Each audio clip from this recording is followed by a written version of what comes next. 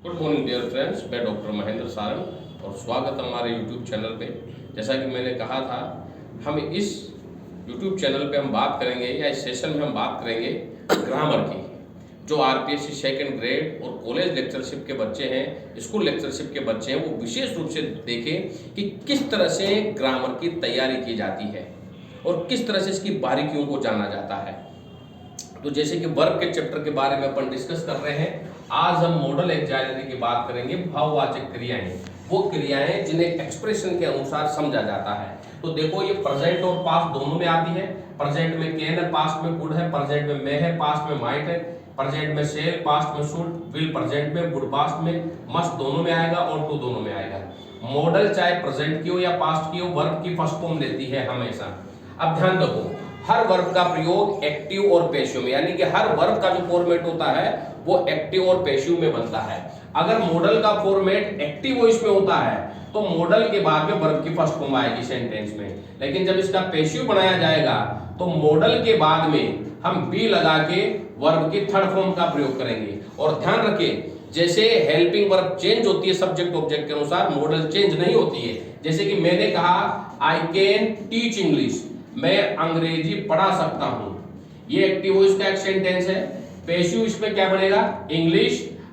अब यहां पे जो मॉडल है वही मॉडल यहां आ जाएगी, कैन बी टीच की तरफ क्या हो जाएगी, टॉट बाय मी, अंग्रेजी मेरे द्वारा पढ़ाई जाती है।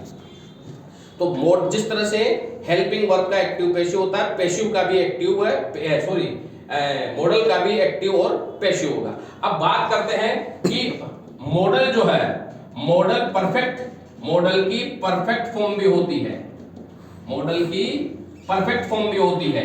जैसे should have, would have, must have, would have, should have, could have, might have, ये मॉडल की परफेक्ट फॉर्म है, पास्ट परफेक्ट फॉर्म, जिसमें ये वर्ब की थर्ड फॉर्म, इसमें वर्ब की थर्ड फॉर्म आएगी क्योंकि ये मॉडल की परफेक्ट फॉर्म है। तो अगर हम इसका एक्टिव लिखेंगे, एक्टिव वॉइस में तो हम इनके बाद में, एक्टिव वॉइस में तो हम इनके बाद में वर्ब की थर्ड फॉर्म लगाएंगे, लेकिन जब हम पैसिव बनाएंगे तब हम मॉडल की जो परफेक्ट फॉर्म होती है उसके बाद में हैव लगा के फिर बीन, फिर वर्ब की थर्ड फॉर्म लिखेंगे। याद रहे, मॉडल की परफेक्ट फॉर्म में जो परफेक्ट फॉर्म होती है उसके बाद में थर्ड फॉर्म आएगी, लेकिन जब इसका पैसिव बनाओगे आप तो हम इस परफेक्ट फॉर्म के बाद में बीन लगाकर इसकी थर्ड फॉर्म का इस्तेमाल करेंगे। तो इस तरह से वर्ब कोई सी भी हो, जैसा कि मैंने कि आपको एक्सिलरी वर्ब पढ़ रहे हैं, जिसमें प्राइमरी एक्सिलरी में मैंने आपको बी की form is am are, do की फॉर्म डू डज डिड और हैज की फॉर्म हैज हैड के बारे में मैंने आपको बताया और समझाया कि प्रत्येक हेल्पिंग वर्ब पहले मेन वर्ब है, बाद में वो एक्सिलरी वर्ब है और इनका प्रयोग एक्टिव पैसिव में होता है। उसी तरह मॉडल एक्सिलरी का प्रयोग भी एक्टिव और पैसिव में होगा। लेकिन हाँ, ये जरूर ध्यान रखें कि मॉडल का प्रयोग वर्ब के तौर पर नहीं होता है, मेन वर्ब के तौर पे एक्सिलरी वर्ब का हो सकता है, जिसे बी की फॉर्म में हमने लिखा था कि ये लिंकिंग वर्ब होती है।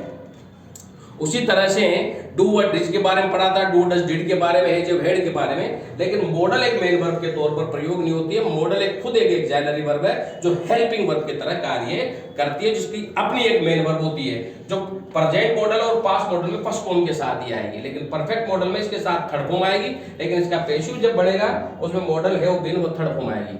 वीडियो कैसा लगा, लाइक और सब्सक्राइब जरूर करें। और कोचिंग इंस्टीट्यूट में फाउंडेशन कोर्स रन कर रहा है सेकंड ग्रेड और स्कूल लेक्चरशिप का, जिन भी छात्रों को जरूरत है जरूर ज्वाइन करें और ग्रामर, टीचिंग मेथड, साइकोलॉजी और इंग्लिश लिटरेचर में इसका पूरा आनंद ले और पूरे तन्मयता के साथ पढ़े और अपने सपनों को एक नया पंख दे।